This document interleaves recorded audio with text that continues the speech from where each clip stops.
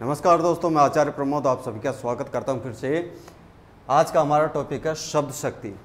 ये शब्द शक्ति काव्य शास्त्र में आने वाला एक ऐसा टॉपिक है जिससे हर विद्यार्थी घबराता है। तो यहाँ पे आप लोगों को घबराने की आवश्यकता नहीं है, क्योंकि थोड़ा सा क्लिष्ट लगता है, थोड़ा सा कठिन लगता है, हर किसी को कठिन लगता है। शब्द शक्ति पढ़ने से पहले या आप किसी भी टेक्स्ट बुक में पढ़ रहे हैं, कोई भी पेपर देने के लिए जा रहे हैं, पेपर देते समय उसका कोई भी एग्जाम्पल आ रहा है और एग्जाम्पल आप नहीं कर पा रहे, आपके माइंड में ये आता है यार मैंने पढ़ा बहुत था, पूरी बुक रट ली थी, पूरा टॉपिक रट लिया था, बहुत सारे एग्जाम्पल भी पढ़ लिए थे, लेकिन समझ में नहीं आया, मैं उस क्वेश्चन को सही से नहीं कर पाया। इसके पीछे कारण है, आपने शब्द शक्ति पढ़ा है, उसमें जो भी कुछ लिखा हुआ तो वो पूरा का पूरा पारायण कर लिया, दोहरा लिया, याद कर लिया, लेकिन फिर भी आप उसका एग्जाम्पल नहीं कर पाए। कारण क्योंकि आपने शब्द शक्ति को केवल पढ़ा है, समझा नहीं। यहाँ पे जो शब्द शक्ति है वो आपकी बहुत ही सरल होने वाली है। शब्द शक्ति होता क्या है? शब्द शक्ति होता क्या है? यहाँ देखो, ये दो शब्दों से बना हुआ है, शब्द और शक्ति। पावर ऑफ वर्ड अर्थात शब्द की शक्ति, शब्द की ताकत, है ना। शब्द क्या होता है? क्योंकि शब्द के अंदर वो ताकत छिपी हुई है जिसे हमें दिखाना होता है, बताना होता है, महसूस करना होता है। शब्द की पावर को ही शब्द शक्ति बोला गया। शब्द में जो अर्थ छिपा हुआ है वो अर्थ ही शब्द की क्या कहलाती है? शक्ति कहलाती है। इसलिए कहते हैं, क्या कहते हैं? शब्द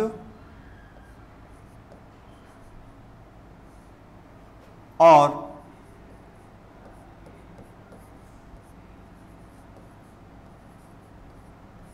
अर्थ का संबंध।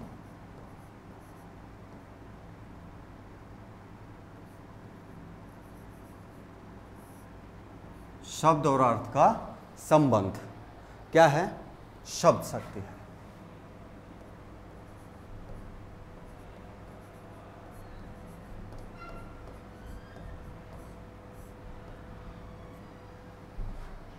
शब्द और अर्थ का संबंध ही क्या है? शब्द शक्ति है। आप लोगों ने किताबों में जो भी परिभाषाएं दे रखी, उन परिभाषाओं को पढ़ा है, सीखा है, समझा भी होगा, क्योंकि वो परिभाषाएं कुछ और है। आप सरल तरीके से इसको समझने की कोशिश करें। शब्दों का व्यापार, एक ऐसा व्यापार जो सुनने वाले के मस्तिष्क में एक नया अर्थ, पुराना अर्थ, रूढ़ि अर्थ, योग अर्थ प्रकट कर दे, वाच्यार्थ प्रकट कर दे, व्यंग्यार्थ प्रकट कर दे, लक्ष्यार्थ प्रकट कर दे, है ना। क्या होता है? व्यंग्यार्थ, लक्ष्यार्थ और वाच्यार्थ। ये तीनों अर्थों को जो प्रकट कर दे वह व्यापार या वह शब्दों का व्यापार ही क्या कहलाता है? शब्द शक्ति कहलाता है। अब यहाँ पे मैंने परिभाषा क्या बताई है कि शब्द और अर्थ का संबंध जिन शब्दों में पाया जाता है, उन शब्दों में जो संबंध है वही क्या है? शक्ति है। और उसी का नाम क्या है? शब्द की शक्ति या शब्द शक्ति। तो सीधे से अर्थों में कहें कि शब्द जो है वो बहुत ही ताकतवर होता है। आप ध्यान से समझना, शब्द में इतना पावर होता है। कितना पावर होता है? आप सोचेंगे यार शब्द में क्या पावर होता है? गलत, शब्द में बहुत पावर होता है। अंधे का बेटा अंधा कहने पर महाभारत हो गया था, हुआ? अंधे का बेटा अंधा कहने पर क्या हो गया था? महाभारत हो गया था। वो शब्द की ताकत थी, शब्द की क्या थी? शक्ति थी। आप जो उदयपुर चलेंगे मेरे साथ? मैंने पूछा आप मेरे साथ उदयपुर चलेंगे? सामने वाले ने बोल दिया ना, कतई ना। ना कहते ही मैंने दूसरा शब्द पूछा ही नहीं उससे, कोई क्वेश्चन ही नहीं किया क्यों नहीं चलेगा, नो, वापस आ गया। ना जो है ना, उसके अंदर उस पूरे वाक्य की क्या थी, शक्ति थी। ये शब्द शक्ति है। किसी ने कोई भी कांड कर दिया, कोई भी कार्य पूर्ण कर दिया और सामने वाले को पता भी नहीं चला, या कोई कुछ कर रहा है बिना बताए कुछ कर रहा है और सामने वाले ने बोल दिया कर ले भाई कर ले। ये क्या है, पावर ऑफ वर्ड, शब्द की शक्ति है।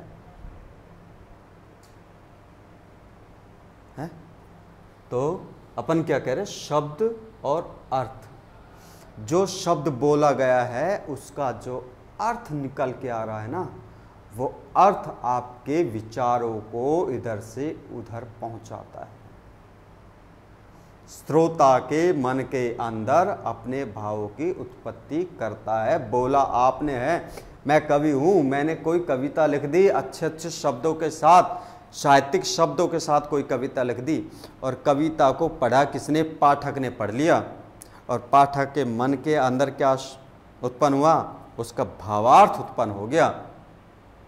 क्या मैंने भावार्थ लिख के दिया था? नहीं लिख के दिया, मैंने तो शब्द लिखे थे, पंक्ति लिखी थी, उसका भावार्थ नहीं लिखा था। लेकिन फिर भी पाठक के मस्तिष्क के अंदर, उसके मन के अंदर उसका भावार्थ निकल के आ गया, उत्पन्न हो गया। वो क्या था, उस पंक्ति, उस पद के शब्दों में छिपे हुए अर्थों का संबंध रखने वाली शक्ति थी, जिसे हम शब्द शक्ति कहते हैं। शब्द शक्ति बहुत ही सरल होने वाला मित्रों, बहुत सरल। शब्द की पावर क्या होती है, शब्द की शक्ति क्या होती है, कितने इसके भेद हैं, कितने इसके उपभेद है, पद के आधार पे भी समझेंगे और गद्य के आधार पे भी समझेंगे हम लोग।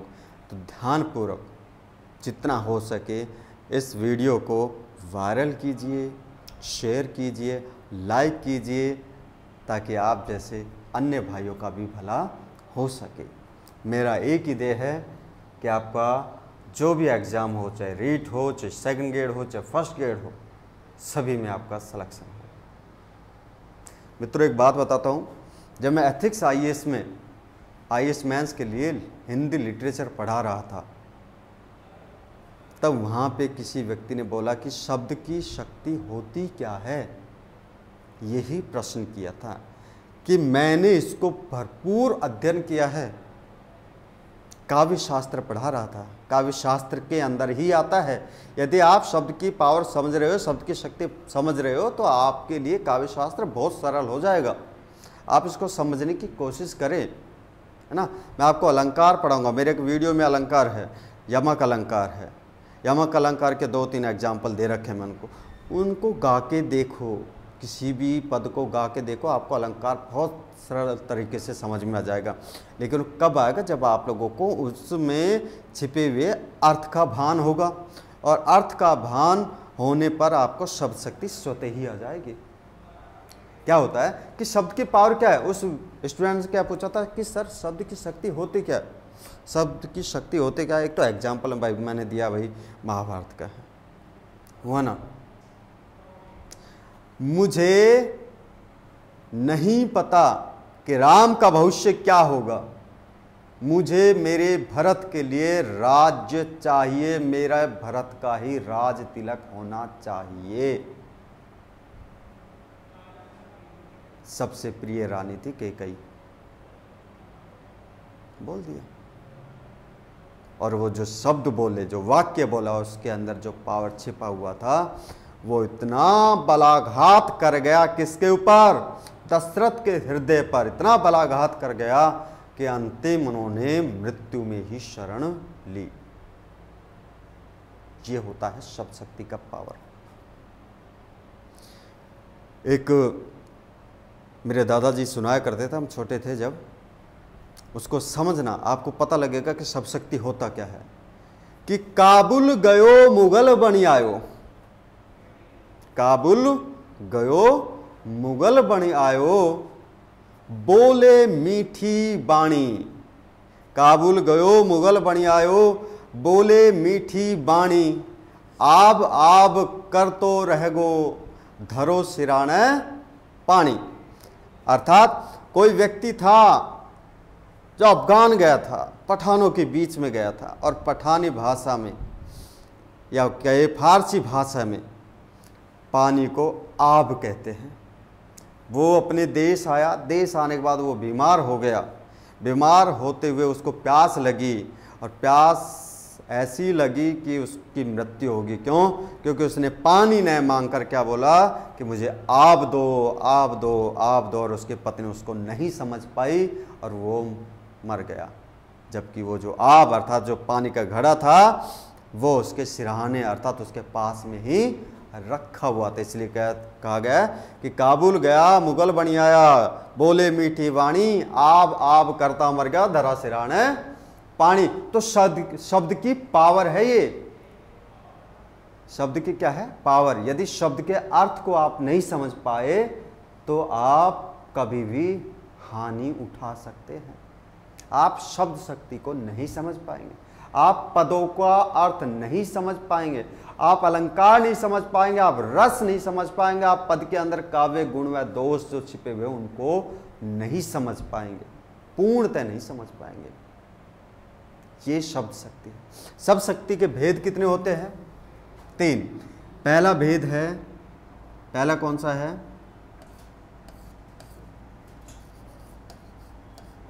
अभिधा। पहला कौन सा है? अभिधा। अभिधा शब्द शक्ति।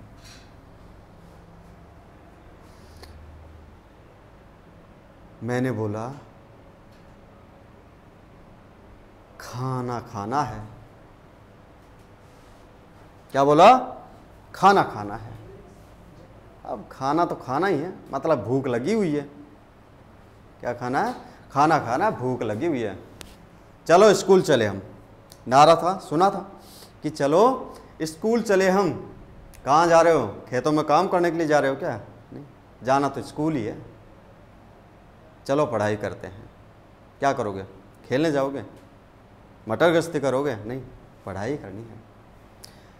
ऐसे शब्द या वाक्य का प्रयोग जहां सीधा सीधा अर्थ आप लोगों को प्राप्त होता हो, लोक प्रचलित अर्थ आप लोगों को प्राप्त होता हो, वहां पे अभिधा शब्द शक्ति होती है। क्या प्राप्त होता हो?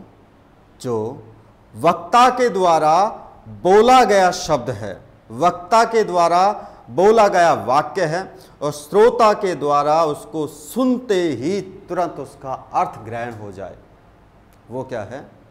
शब्द शक्ति।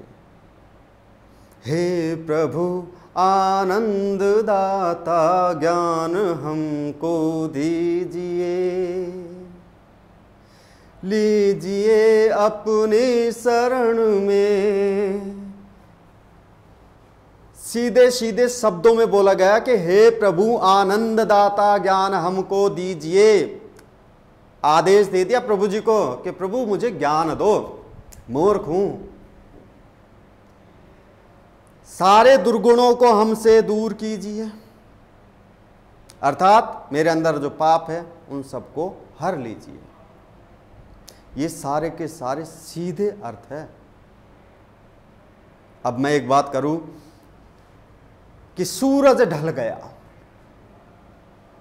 एक लोक प्रचलित अर्थ निकल के आएगा कि सांझ हो गई। अब वहां पे व्यंजना शब्द शक्ति का अर्थ प्रकट होता है, अभिधा का नहीं हो रहा। क्यों? संध्या हो गई, गृहिणी अपने खाना बनाने में लग जाएगी, झाड़ू पोछे में लग जाएगी, किसान अपने खेतों से हल और बैल को वापस लेके जाएंगे, है ना। खनिहाल अपने खान से वापस घर पे आ जाएगा। पंडित जी अपनी घंटी उठाकर मंदिर में बजाने चला जाएगा। सबके लिए अर्थ अलग अलग आ रहा है यहाँ पे। संध्या हो गई, सूर्योदय हो गया, पंडित जी फिर अपनी घंटी लेके मंदिर में पहुंच जाएंगे। किसान अपने हल उठाकर खेतों में चले जाएंगे, गृहिणी वहीं से घर में से उठी, चौका बर्तन किया और खाना बनाने लग जाएगी। विद्यार्थी अपना बस्ता उठा के स्कूलों की तरफ, विद्यालयों की तरफ चला जाएगा। तो ये क्या है, सबके लिए निमित्त अर्थ निकले हुए यहाँ पे। ये व्यंजना शब्द शक्ति है। ये क्या है, व्यंजना शब्द शक्ति है। लाल टोपी जा रही है ना, मेरा तो गंगा पर घर है। क्यों भाई, किसो घर बना जो बहवई को ना गंगा के ऊपर बन गो है ना भाई, मेरा तो गंगा पे घर है। चल गधे, क्या वो गधा है? क्या वास्तविक रूप से गंगा के ऊपर घर बना हुआ है? क्या वो जो लाल टोपी वो चल के जा रहे उसके भी दो पैर हैं? नो। लाल टोपी अर्थात पुलिस के लिए, पुलिस लाल टोपी पहनती थी। प्रारंभिक बोली गई पंक्ति थी, जब अंग्रेजों का काल था उस वक्त बोला गया शब्द था। उस वक्त अंग्रेजों की लाल टोपी हुआ करती थी, तभी से ये पंक्ति चली आ रही कि लाल टोपी जा रही है अर्थात पुलिस जा रही है, लाल टोपी आ रही है, पुलिस आ रही है। मेरा तो घर गंगा पर है, गंगा के किनारे है, न कि गंगा पर। ओ छोरे गंगा किनारे वाला, सुना है डायलॉग? ये क्या है, लक्षणा शब्द शक्ति? नो। गंगा पर घर है, ये लक्षणा है। ओ छोरे गंगा किनारे वाला, ये अभिधा शब्द शक्ति। सीधा सा अर्थ आ गया क्या आया कि गंगा के किनारे कोई ना कोई गांव है, या गंगा किनारे इसका कोई ना कोई घर है, वहां का है ये बंदा। तो ये अभिधा शब्द शक्ति है। और गंगा पर घर है, ये लक्षणा शब्द शक्ति है। गंगा का बहाव तेज है, ये व्यंजना में आ गया, ये अभिधा में नहीं आया। सोच मत लेना कि अभिधा में जा रहा है, गंगा का बहाव तेज हो गया। सीधा सा पता चल तो रहा है कि गंगा में पानी का बहाव बहुत तेज हो रहा है, लेकिन वहां पे व्यंजना शब्द शक्ति आ रही है। नाविक तुरंत प्रभाव से अपनी नौकाओं को किनारे पर ले आए। जो किनारे बसे हुए हैं, रहते हैं, जिन्होंने झुग्गी झोपड़ी डाल रखी है, वो तुरंत प्रभाव से अपना सामान उठाए, उस सुरक्षित जगह पर पहुंच जाए। ये अलग अलग अर्थ लिया जा रहा है, इसलिए बोल रहे हैं कि यहाँ पे व्यंजना शब्द शक्ति है। ठीक है, तो गंगा पे 3 एग्जाम्पल हो गए, तीनों शब्द शक्तियों के एग्जाम्पल हो गए। इसलिए कह रहा हूं शब्द और उसका जो अर्थ निकल रहा है, उन दोनों के बीच में जो संबंध है ना, वो ही शब्द शक्ति है। मैंने आपको क्या बताया था, काबुल गयो मुगल बनी आयो, बोले मीठी वाणी, आब आब कर तो मरगो धरो सिराने पानी। अगर वो सीधो पानी बोल देता ना तो मरतो ही को ना। आब बोल दिया, काबुल गया था, काबुल में पानी को आब भी बोला जाता है। वो आब के अंदर शब्द शक्ति छिपी हुई थी, उसका अर्थ छिपा हुआ था। उसकी पत्नी उसको जान लेती ना तो मरता ही नहीं बेचारा। इसलिए देशी भाषा बोलो, देशी कपड़े पहनो, देशी खान पान करो, देशी रहन सहन करो, जीवन सुखमय होगा। जब जरूरत पड़े तो चोला पहन लेना, किसी का भी, अंग्रेजी का पहन लेना, संस्कृत का पहन लेना, कुछ भी पहन लेना, कोट पैंट पहन लेना, कुछ भी पहन लेना। घर पे रहो तो धोती कुर्ता पहन करो, मस्त नींद आएगी। दूसरी कौन सी थी, लक्षणा शब्द शक्ति, और तीसरी कौन सी है, व्यंजना शब्द शक्ति। अपन बात क्या कर रहे हैं, अभिधा शब्द शक्ति की। अभिधा शब्द शक्ति में सीधा सीधा अर्थ निकलता है, कोई घुमा फिरा कर कभी भी अर्थ नहीं निकलता। मैंने आपको 2-3 एग्जाम्पल बताए हैं। एक एग्जाम्पल और देखो, इसका बहुत प्यारा है।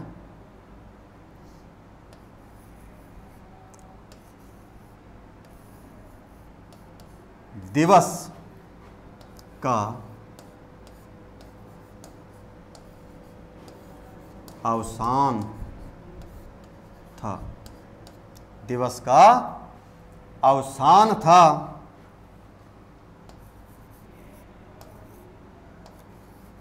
मुर्कियों में, दिवस का अवसान था मुर्कियों में,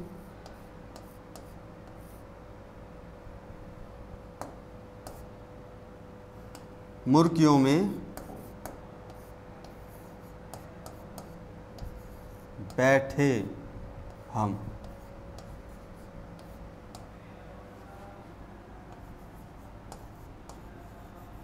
देख रहे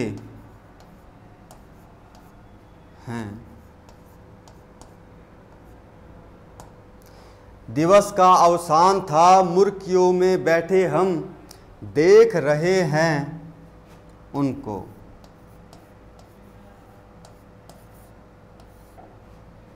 किनको? जिनके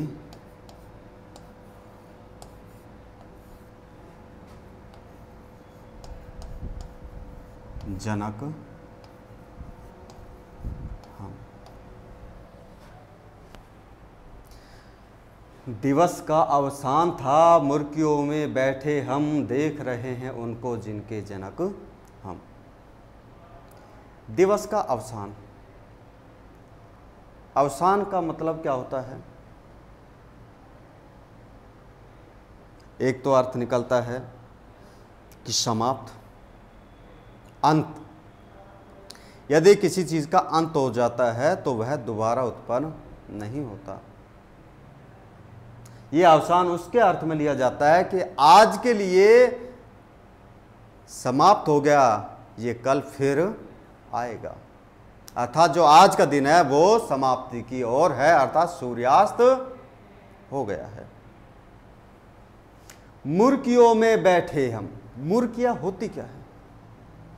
मुर्कियां क्या होती है?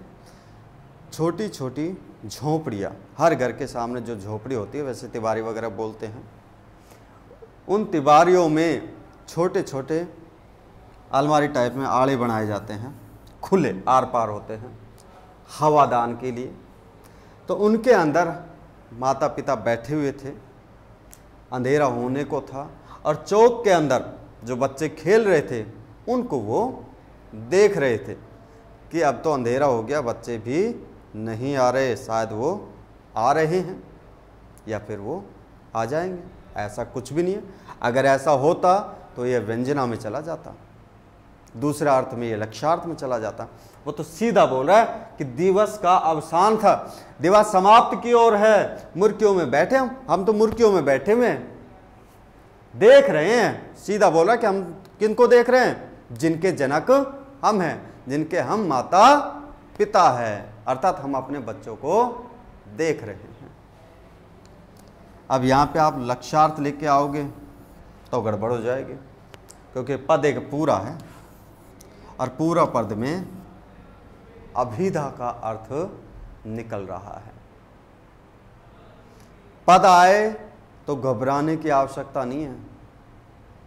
आप लोगों के सामने पेपर के अंदर यदि पूरा पद दे दिया तो पूरे पद का अर्थ ग्रहण कर लेना, या फिर वो अंडरलाइन करके पूछ लेगा कि इस पंक्ति में कौन सी शब्द शक्ति है, या फिर एक ही पंक्ति को लिख के दे देगा कि इसमें बताइए कौन सी शब्द शक्ति, तब दिक्कत हो सकती है।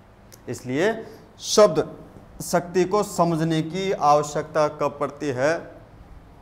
जब आप लोगों के पास शब्द भंडारण हो, और इसके लिए आपको शब्द का ज्ञान होना चाहिए, वाक्य का ज्ञान होना चाहिए, पूरे वर्णों का ज्ञान होना चाहिए।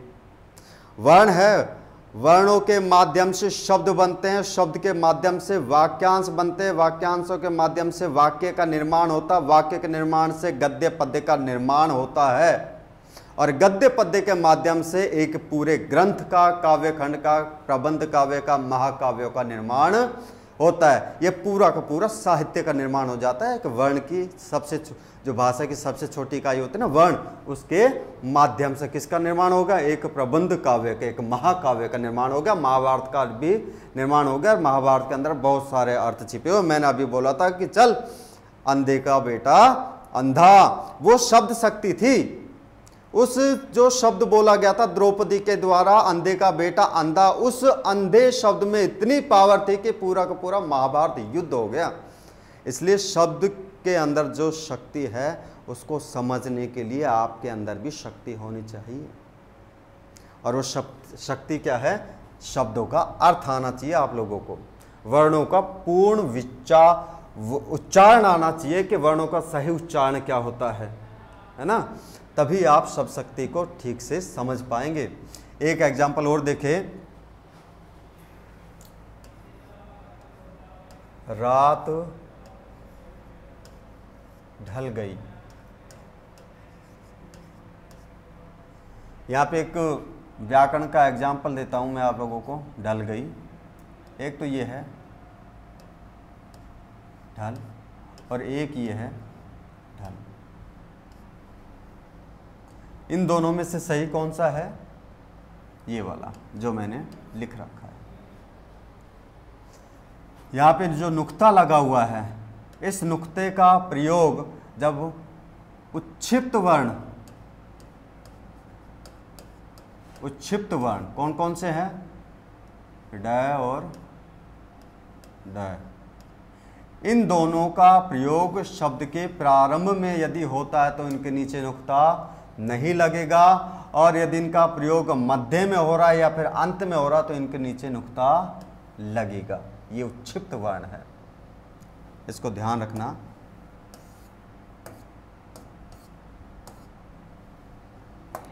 रात ढल गई अर्थात रात्रि हो गई।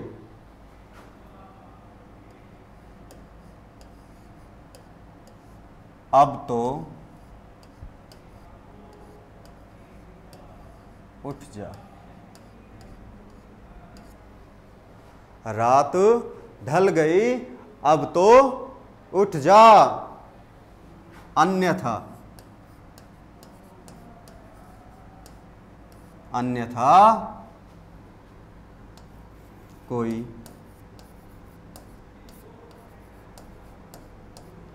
और ही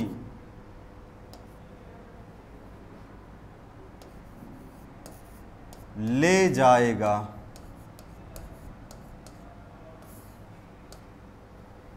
मेरे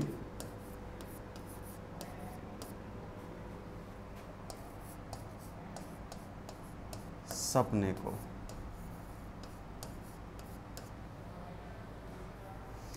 रात ढल गई अब तो उठ जा, अन्यथा कोई और ले जाएगा मेरे सपने को।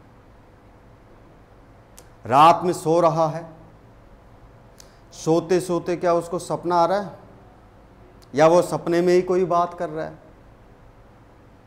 या फिर किसी और ने उसको जगा दिया, उसके पत्नी ने जगा दिया, उसके पिता ने जगा दिया, उसके भाई ने जगा दिया, उसके मित्र ने उसको जगा दिया, कि बोल रहा कि रात ढल गई अर्थात रात बीतने को आ गई, अब तो उठ जा, अन्यथा कोई और ले जाएगा मेरे सपने को। ये एग्जाम्पल किस शब्द शक्ति में शामिल होगा, ये मुझे आप कमेंट्स में ज़रूर बताना। जब आप बताएंगे तो मैं ज़रूर इसका पूरा व्याख्यान करूँगा, ध्यान रखना।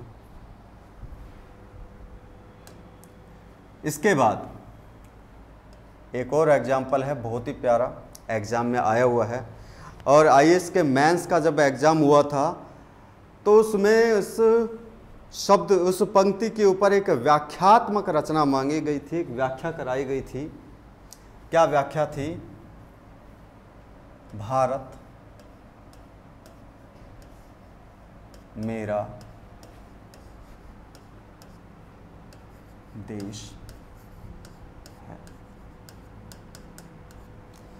भारत मेरा देश है, सीधा सा अर्थ हो रहा है कि भारत मेरा देश है। सही बात है कि भारत मेरा ही तो देश है, या किसी और का है, अमेरिका वाले का तो नहीं है, यूरोप वाले का तो नहीं है। अब ये देखो, एक कनाडा में बैठा हुआ सरदार जी है, वहीं उसकी नागरिकता भी है, वहीं का ही रह गया, उसका जन्म भी मान लो कि वहीं हुआ, लेकिन उसके माता पिता बाहर से उठ के आए थे। अभी किसी भारत में किसी व्यक्ति ने बहुत बड़ा कदम उठा लिया, बहुत अच्छा काम कर दिया, पूरे देश के, पूरे वर्ल्ड के अंदर, पूरे संसार में क्या हो रही है? प्रशंसा हो रही है।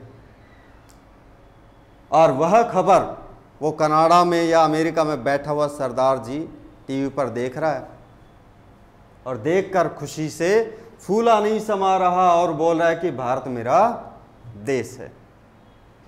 अब आप मुझे ये बताइए, क्या वह उसी का देश है या फिर हमारा देश जो हम यहाँ पे रह रहे हैं? वो देश उसका भी है। इसलिए जो भी भारत भूमि से जुड़ा हुआ है वह भारत का देश है। अब अपन कहेंगे कि क्या पाकिस्तान ये कहेगा कि ये मेरा देश है? ना, पाकिस्तान के व्यक्तियों के द्वारा उसका एक अलग से देश निर्मित किया गया जिसका नाम पाकिस्तान है। पाकिस्तान उसका देश है, भारत उसका देश नहीं है। तो इसी पे एक निबंध लिखा गया था, उसी में वर्ण व्यवस्था, शब्द व्यवस्था गद्य और पद्य की व्यवस्थाओं के आधार पर निबंध लिखा गया था, जिसमें आपको केवल और केवल अभिधा शब्द शक्ति का प्रयोग करना था। वहाँ पर न तो लक्षणा आनी चाहिए थी और न ही व्यंजना। तो शब्द की जो पावर है वो कहाँ, किस स्थिति में आपके अर्थ को प्रकट कर रही है, ये आपको भान होना चाहिए। गधा,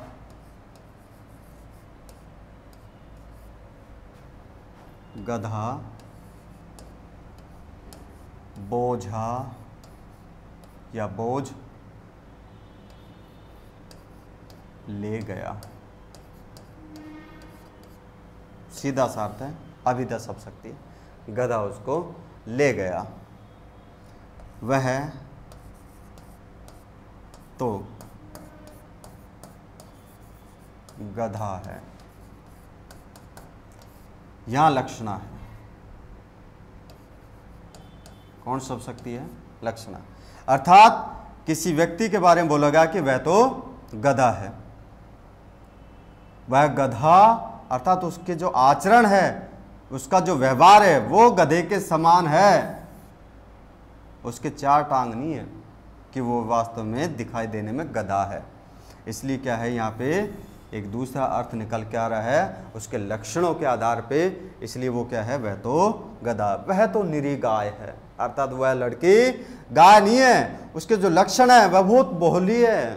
क्या है? भोली प्रवृत्ति की है, बहुत शांत प्रवृत्ति की है। इसलिए वो क्या है, गाय की संज्ञा दे दी गई कि वह तो बेचारी गाय है।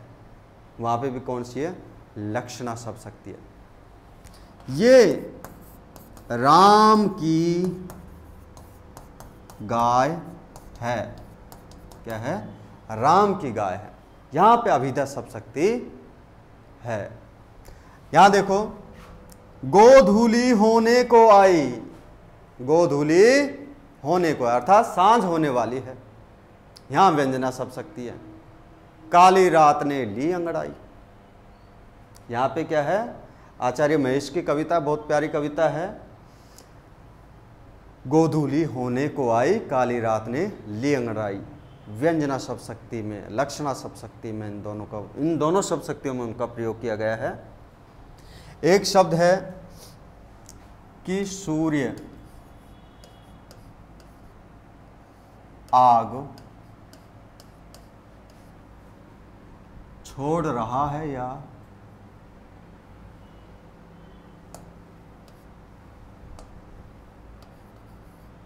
फेंक रहा है। हमारी हिंदी भाषा में बहुत सी भाषाओं के शब्द शामिल है।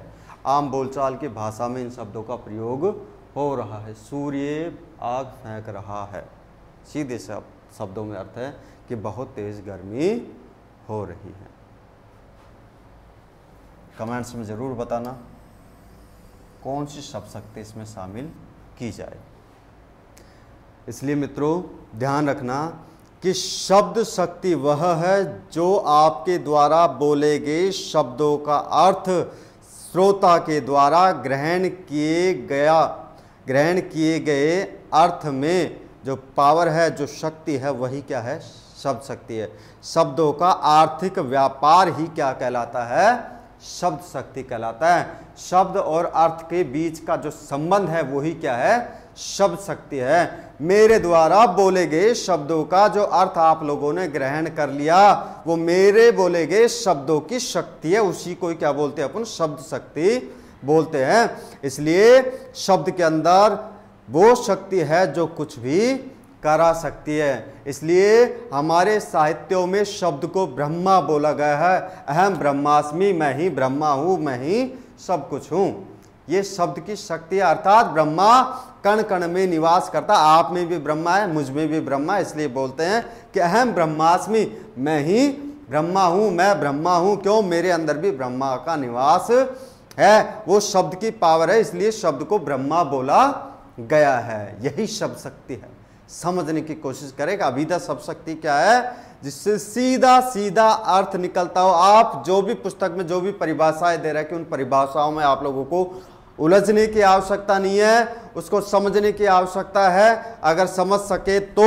वरना मेरी ये बताई गई परिभाषा को सीधे सीधे शब्दों के शब्दों में इसका अर्थ ग्रहण कर लो। यही इसकी परिभाषा है। बहुत अच्छी परिभाषा, आपको परिभाषा समझने की भी आवश्यकता है और उससे संबंध रखने वाले अर्थ को समझने की भी आवश्यकता है। और वो समझा दिया मैंने कि शब्द और अर्थ के बीच का संबंध बताया जाए वहां सब शक्ति होती है, और जहां सीधा सीधा अर्थ ग्रहण कर लिया जाए वहां पे अभिधा शब्द शक्ति होती है।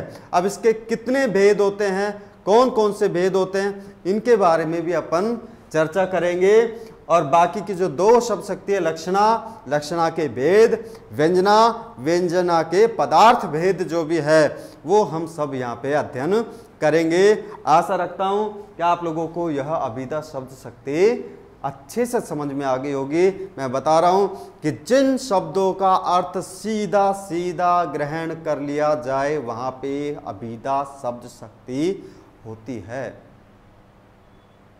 विद्यार्थी प्रार्थना कर रहे हैं, सीधी सी बात है, विद्यालय में बैठे हुए प्रार्थना कर रहे हैं। विद्यार्थी शब्द का निर्माण विद्यालय के माध्यम से ही संबंध रखता है। विद्यालय है तो विद्यार्थी है। घर में विद्यार्थी विद्यार्थी नहीं होते, बच्चे होते हैं। ये मेरा लड़का है, ये मेरी लड़की है, यही होता है।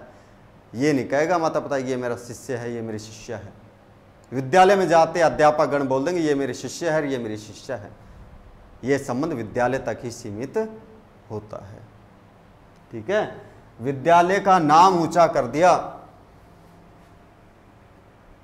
समझो, आप सुबह जब उठते हैं और रात को जब सोते हैं, पूरे दिन भर में जितने भी शब्दों का प्रयोग कर रहे हैं, जितने भी वाक्यों का प्रयोग कर रहे हैं, उनको समझने की कोशिश करें। एक बार व्याकरण को अपने जीवन में धारण करें। क्यों? क्योंकि सुबह से लेकर शाम तक पता नहीं कितने ही भाषाओं के शब्द आप उच्चारित करते हैं, कितने ही शब्दों का उच्चारण कर रहे हैं, कितने वाक्यों का उच्चारण कर रहे हैं। आप लोगों ने क्या कभी सोचा है कि जो मैंने शब्द बोला है उसका अर्थ क्या है, उसका पर्यायवाची क्या होगा, उसका विलोम क्या होगा, उसका संधि विच्छेद क्या होगा, उसका समास विग्रह क्या होगा? आप लोगों ने कभी सोचा है कि जो मैंने पूरा वाक्य बोल दिया उसके अंदर कौन सा रस है,